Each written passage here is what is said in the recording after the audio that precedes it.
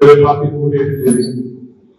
తర్వాత 2019 ఎన్నికల్లో మనం స్వతంత్రంగా పోటీ చేసినప్పుడు చాలా మంది నాయకులు మన జనసేన పార్టీ కోసం పనిచేయడం జరిగింది.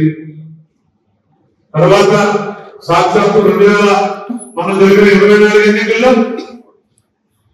మన అధ్యక్షుడు వారు పిఠాపురం నుండి పోటీ చేసినప్పుడు మరింత మంది నాయకులు రావటం, మరిన్ని వర్గాలు కలవటం, దాని ద్వారా మన నాయకుల యొక్క విజయానికి తోడ్పడినటువంటి సంగతి మీ అందరికీ తెలుసు.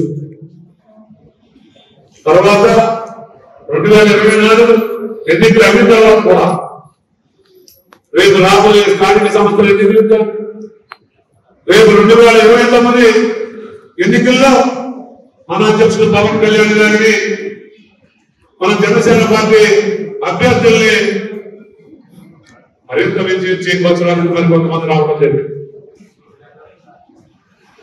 విమానంగా ఒకటే ప్రాంతం ఉన్నారు అధ్యక్షుడు వారు. గుర్తింపు ఉండాలనేటువంటి మన అధ్యక్షుడు పవన్ కళ్యాణ్ గారి ఆలోచన. మీరు చాలా మంది మరి కొత్త నాయకులు వచ్చారు, మాకు గుర్తింపు ఉండడం లేదు, గౌరవం ఉండడం లేదనేటువంటి భావన మీద యువతలో చాలా మంది ఉండడం గమనించారు మన అధ్యక్షుడు పవన్ కళ్యాణ్ గారు. దానికోసం ఈ కమిటీలో ఉన్నటువంటి సభ్యులందరికీ ఒకటే చెప్పడం జరిగింది. మరి యువకులు కూడా ఈ కమిటీలో భాగస్వామ్యం చేయండి అధ్యక్షుడు వారి యొక్క సూచన.